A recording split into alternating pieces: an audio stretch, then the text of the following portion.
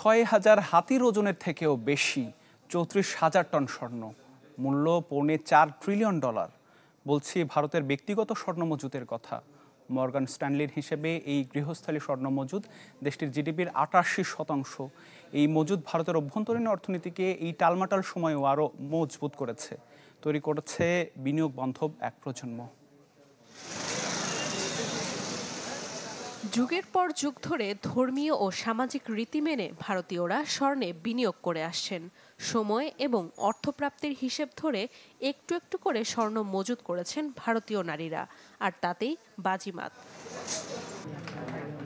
ভূরাজনৈতিক নানা অঙ্কের মারপ্যাচে স্বর্ণের দাম এখন $৪,০০০ পার করেছে।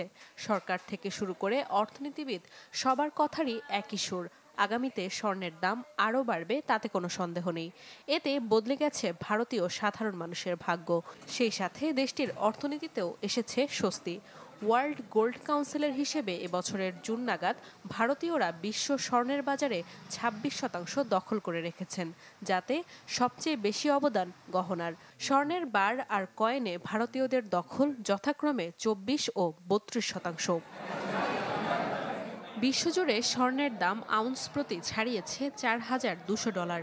ভারতীয় বাজারে ১০ গ্রাম স্বর্ণের দাম প্রায় $১,২৮,০০০। সাধারণ মানুষ এই স্বর্ণে বিনিয়োগের পরিমাণও বাড়িয়েছে। তথ্যমতে বছর ব্যবধানে ৫% বেড়ে দেশটির গৃহস্থালী সঞ্চয় এখন ৪০%, যার বড় অংশই স্বর্ণ। আবার বাজার পরিস্থিতি সামাল দিতে ৭৫ টন স্বর্ণ কিনেছে রিজার্ভ ব্যাংক অফ ইন্ডিয়া, যা দেশটির মোট রিজার্ভের ১৪%। ঐতিহ্য ধরে রেখে বাণিজ্য ও অর্থনীতিতে টিকে থাকতে নতুন প্রজন্ম সবচেয়ে বেশি আগ্রহ দেখাচ্ছে, যা দেশটির সার্বিক অর্থনীতিকে আরও শক্তিশালী করতে সহায়তা করবে বলে জানিয়েছে মর্গান স্ট্যানলি।